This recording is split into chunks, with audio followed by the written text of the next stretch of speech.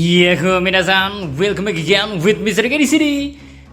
Jumpa lagi di pembahasan One Punch Man, re. Sembari menunggu kabar terbaru season ketiga maupun update new chapternya, Mr. K mau ngajak kalian semua untuk mengulik 8 arc yang menurut Mr. K terbaik di sepanjang cerita One Punch Man. Arc apa aja kah itu?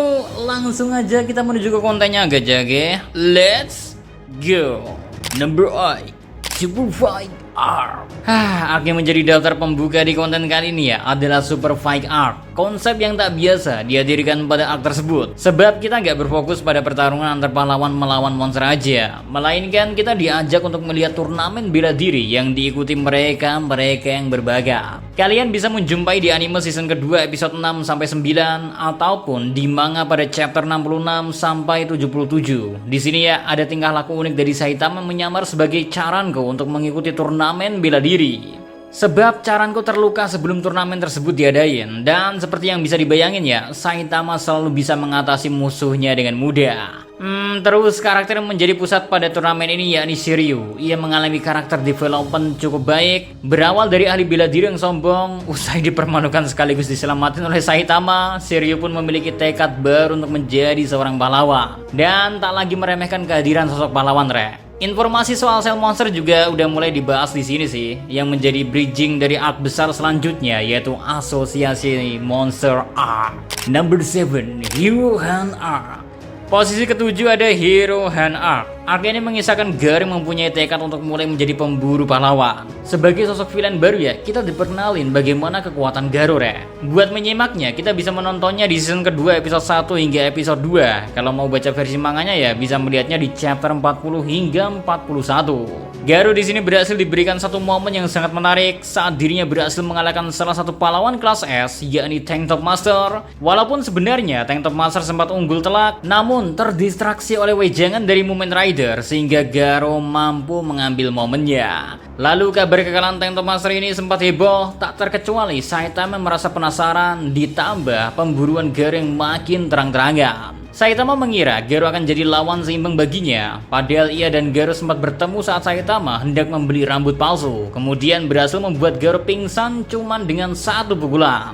Number 6, Saitama Introduction Arc. Peringkat ke-6 ada Saitama Introduction Arc. Kalian bisa menjumpai arc ini di chapter 1 sampai 4 untuk manganya. Kemudian episode 1 di animenya, ya sesuai dengan judul ya. Arc ini menceritakan awal untuk pengenalan bagaimana sosok Saitama dalam menjadi pahlawan yang terlalu overpower. Awalnya Saitama merupakan mas-mas berambut nan tampan yang kesulitan dalam mencari pekerjaan tetap, namun satu momen mengubah hidupnya. Ketika melihat Crab Lente berencana menghabisi seorang anak, Saitama yang tadinya cuek, niatnya untuk menjadi pahlawan pun terbangkitkan. Nah, usai mengalahkan Crab Lente, Saitama menjalankan menu latihan khususnya sampai ia menerima kekuatan gila tak tertandingi. Nah, alih-alih puas, Saitama justru menjadi bosan karena kemampuannya yang terlalu hebat. Ia udah berada atau bahkan melampaui seluruh puncak kekuatan, sehingga musuh apapun akan lenyap hanya dengan satu pukulan. Nah, sebagai arc pembuka, momen dimana Saitama menghajar musuh dengan satu pukulan selalu bikin kita terpana kan? Tapi jangan lupa ya, arc ini juga menampilkan mimpi Saitama yang dikeroyok monster kuat. Saking Saitama udah bener-bener gak ketemu musuh yang sepadan sih. Ya emang bener ya. Number 5, House of Evolution Arc. Urutan kelima kita membahas House of Evolution Arc. Arc yang menurut Mr. K cukup vital dalam cerita One Punch Man dan gak boleh banget semisal kelewatan. Detailnya ya, arc ini ada di anime season pertama, episode kedua dan ketiga, serta chapter 5 sampai 11 di manganya. Awal mula pertemuan Genos dan Saitama terletak di sini. Momen lucunya aja udah tersaji di kegagalan Saitama mengalahkan nyamuknya, tetapi momentum epic juga banyak dihadirin sih. Setelah mendapatkan informasi, Genos dan Saitama bergegas menuju House of Evolution, sebuah laboratorium project yang dipimpin oleh Dr. Genos, sosok yang sangat menggilai evolusi manusia. Berbagai pertarungan sempat tersaji, namun tetap yang paling gila ya adalah Saitama berhadapan dengan makhluk ciptaan Dr. Genos yang terkuat, yaitu Carnage Kabuto. Genos tumbang oleh monster tersebut, tapi tidak dengan Saitama. Berbekal mengingat jadwal diskon, Saitama langsung menyudahi pertarungan. Diyakini juga lah kita mengenal konsep menembus batas limiter yang diyakini sebagai sumber kekuatan dari si botak seusai menjalani berbagai menu latihan gila yang gokil itu. Number 4, si Monster Arc. Posisi keempat ada si Monster Arc. Musuh utama dalam arc ini adalah Deep Sea King atau Raja Laut Dalam. Untuk versi animenya, arc ini dimulai di episode 8 dan berakhir di episode 10. Sedangkan versi manganya ada di chapter 23 hingga 29. Arc ini menjadi gambaran soal bagaimana monster yang benar-benar bisa membahayakan satu kota bisa muncul. Pembawaannya juga menarik. Awalnya coba dihadapi oleh pahlawan kelas rendah sampai ke yang tingkat tinggi, tetapi ujung-ujungnya selalu menuju kepada kekalahan. Bahkan dua pahlawan kelas S sudah diturunin, yakni Genos dan Puri-Puri Prisoner. Dua pahlawan kelas S tersebut rupanya belum sebanding dengan Deep Sea King. Belum lagi adanya momen emosional yang terjadi pada Mumen Rider. Ketika keputusasaan melanda, Saitama berhasil menunjukkan kekuatan hebatnya ke seluruh orang. Namun itu tak membuatnya populer karena pandangan buruk warga kepada asosiasi pahlawan, sehingga Saitama justru beradu argumen dan menutupi aksinya seolah ya Saitama cuma jadi sosok yang lasit atau kejamnya ya mau enaknya saja.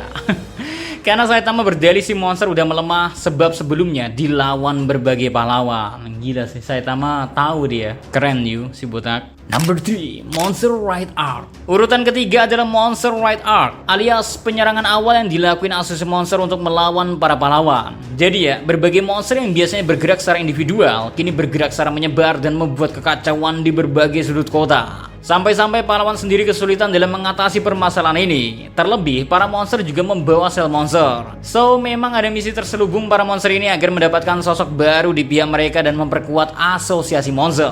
Cerita ini tersaji di anime season kedua episode 4 hingga ke-6, serta manga di chapter 52 sampai 65. Kita pun bisa menyaksikan berbagai aksi dari beberapa pahlawan kelas S, plus masih ada upaya dari Garo pula. Dan pertarungan ikonik yang tersaji di arc ini misalnya Metal Bat melawan Elder Centipede hingga Metal Bat melawan Garo yang mengganggu upaya pertarungan Metal Bat yang tengah mencoba menghentikan Elder Centipede. Keduanya bertarung sengit, bahkan di satu momen ya Metal Bat nyaris mengajar Garo yang lengah tetapi dihentikan oleh adik Metal Bat. Tak lupa kita disajiin momen perdebatan dua esper bersaudari yang seksi, Fubuki si Hot Opai dan Tatsumaki si Hot Loli. Number 2, Alien Conqueror Arc. Tempat runner-up menjadi posisi untuk Alien Conqueror Arc karena kita disajin salah satu pertarungan terbaik di serial One Punch Man, yaitu Lord Boros melawan Saitama. Buat di anime ya, kita bisa menyaksikannya di episode 10 hingga 12 pada season pertama. Untuk di manga dapat disimak pada chapter 30 sampai 37. Boros yang mendapati ramalan demi mendapati lawan yang sepadan akhirnya datang ke bumi usai menempuh perjalanan yang sangat panjang. Dan bener aja sih, musuh yang gila udah ada di depan matanya. Boros dapat selamat dari satu pukulan Saitama yang bisa menghancurkan armor miliknya. Bahkan pertempuran berskala luar biasa pun tersaji antara kedua makhluk ini. Di sisi lain ya, pahlawan kelas S justru disibukkan oleh Melzalgard yang seolah gak hancur-hancur meski sudah berkali-kali dikalahin.